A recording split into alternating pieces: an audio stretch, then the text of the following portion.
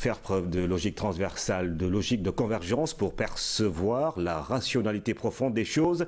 Ainsi s'exprimer Alun John, colonel des douanes et auteur d'un livre intitulé « Le droit douanier, le commerce électronique et la dématérialisation », un livre qui pose la problématique de l'adaptation du droit aux évolutions technologiques dans la gestion des données et procédures.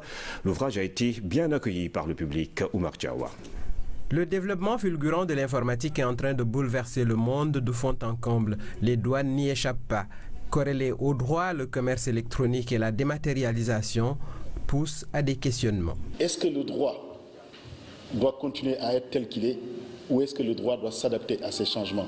C'est un vieux débat, un très très vieux débat qui affecte les facultés de droit, qui affecte les intellectuels. Le propre de l'intellectuel est de s'interroger, de poser des problématiques, d'émettre des hypothèses et de chercher à les vérifier. En réalité, on est largement dépassé par la réglementation. Et il y a énormément d'argent, en tout cas, de volume, de richesse qui circulent sans pour autant qu'aujourd'hui les douanes aux frontières ne puissent les appréhender. Servir son pays, c'est ce que le colonel des douanes fait.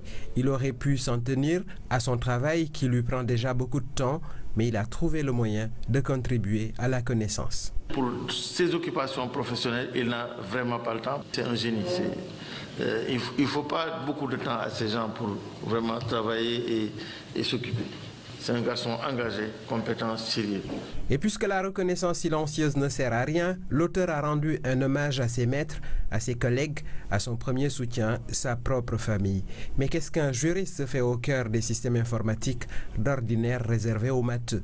En tant que juriste, formé au métier du droit, je suis actuellement directeur des systèmes informatiques et je crois que je ne suis pas perdu dans ce monde-là. C'est parce que justement j'ai emprunté cette logique transversale, cette logique de convergence qui devrait permettre de voir en toute chose la rationalité profonde.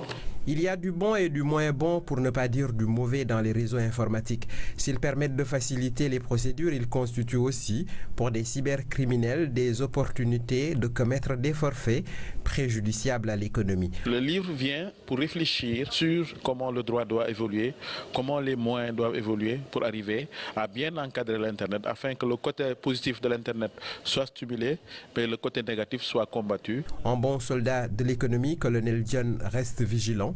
Son ouvrage devrait contribuer à la formation des agents et à la réflexion face à la dynamique nouvelle qui de toute façon va s'accélérer.